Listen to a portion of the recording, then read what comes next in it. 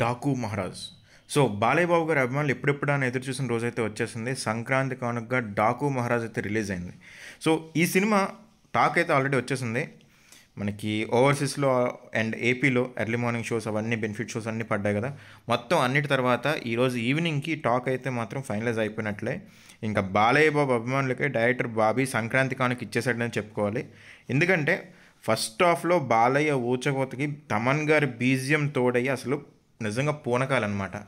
So, Rajinikanth గారికి ఎలాగైతే అనిరుద్ ఒక బీభత్సమైన మ్యూజిక్ ఇస్తున్నాడో, తమన్ మనకి బాలయ్య బాబు గారి సినిమా అనేసరికి ఏదో అంటే లోపల ఏదో పూనకం వచ్చినట్లుగానే కొడుతున్నాడు నిజంగా అయితే. లాస్ట్ టైము బాక్సులు బద్దలైపోయి, ఈసారి మరి ఇంకేమవుద్దో తెలియదు. సౌండ్ సిస్టమ్ మాత్రం జాగ్రత్తగా చూసుకోవాల్సిందే. సో, ఫస్ట్ హాఫ్ అయితే మాత్రం మాస్ ఎలివేషన్స్ కానీ, బాలయ్య బాబు గారి యాక్టింగ్ కానీ అసలు నెక్స్ట్ లెవెల్ అని చెప్పుకోవాలి. సినిమా మాత్రం అదిరిపోయింది. సో, మొత్తంగా చూసుకున్నట్లయితే మాత్రం సెకండ్ హాఫ్ కొంచెం తగ్గినట్లున్నా సరే, ఫస్ట్ హాఫ్లో వచ్చిన అదిరిపోయిన రెస్పాన్స్కి సెకండ్ హాఫ్ కవర్ అయిపోతుంది. సో, అఖండ, వీరసింహారెడ్డి, భగవంత్ కేసరి 3 సినిమాల తర్వాత next 4th movie Balayya Babu గారు అండ్ తమన్ గారి కాంబినేషన్లో 4కి 4 ఒకదానికొకటి మించి ఉన్నాయి. సో, ఆడియన్స్ ప్రకారం అయితే మాత్రం బ్లాక్ బాస్టర్ హిట్ అనే చెప్పుకోవాలి. అండ్ చూసుకున్నట్లయితే మనకి సెకండ్ హాఫ్లో కొంచెం ల్యాగ్ అనిపించిన మనకి ఓవరాల్గా చూసుకుంటే మాత్రం డాకు మహారాజ్ ఎక్సలెంట్ అని చెప్పుకోవచ్చు. సో,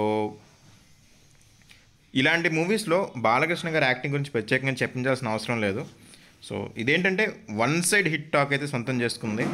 సో, సత్తా ఉన్న డాకు మహారాజ్ అయితే మాత్రం అబవ్ యావరేజ్ టాక్ అని చెప్పుకోవాలి దీనికి మొత్తంగా అయితే. సో, అఖండ, భగవంత్ కేసరి, వీరసింహారెడ్డికి వచ్చిన టాక్ అయితే ఈ డాకు మహారాజ్కి రాకపోవచ్చు, ఎందుకంటే సెకండ్ హాఫ్ కొంచెం డల్ అయింది. బట్ ఓవరాల్గా అయితే మాత్రం ఎక్సలెంట్ మూవీ. సో, ఎవరెవరు మూవీ చూసారో మీ రివ్యూస్ అయితే చెప్పండి. అండ్ ఓవరాల్ చూసుకున్నట్లయితే అన్ని వైపుల నుంచి డాకు మహారాజ్కి మంచి పాజిటివ్ రెస్పాన్స్ వస్తుంది, ఎందుకంటే ఆల్రెడీ గేమ్ చేంజర్కి మిక్స్డ్ టాక్ ఉంది. సో, డాకు మహారాజ్కి అది చాలా ప్లస్ అయ్యే అంశం. అండ్ రేపు కూడా ఏముండదు, ఎల్లుండి మనకు వెంకటేష్ గారి మూవీ వస్తుంది. ఆ మూవీ మీద అయితే మంచి ఎక్స్పెక్టేషన్స్ అయితే ఉన్నాయి. సో, అంతవరకు కూడా డాకు రేజ్ అయితే కంటిన్యూ అవుతుంది. సో, బాలయ్య బాబు గారు సంక్రాంతి విన్నర్ అయ్యే ఛాన్స్ అయితే చాలా ఎక్కువగా ఉన్నాయి.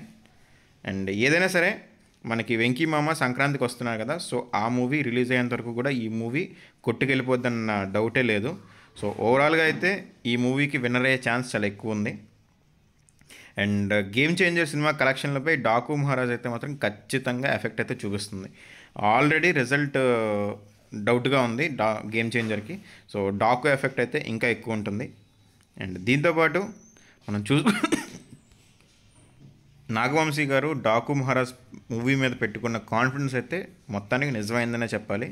సంక్రాంతికి ఒక మాస్ మసాలా ఎంటర్టైనర్ని చూసి ఎంజాయ్ చేయాలనుకుంటే మాత్రం డాకు మహారాజ్ ఎక్సలెంట్ ఆప్షన్ అని అయితే జనాలకు చెప్పుకోవచ్చు.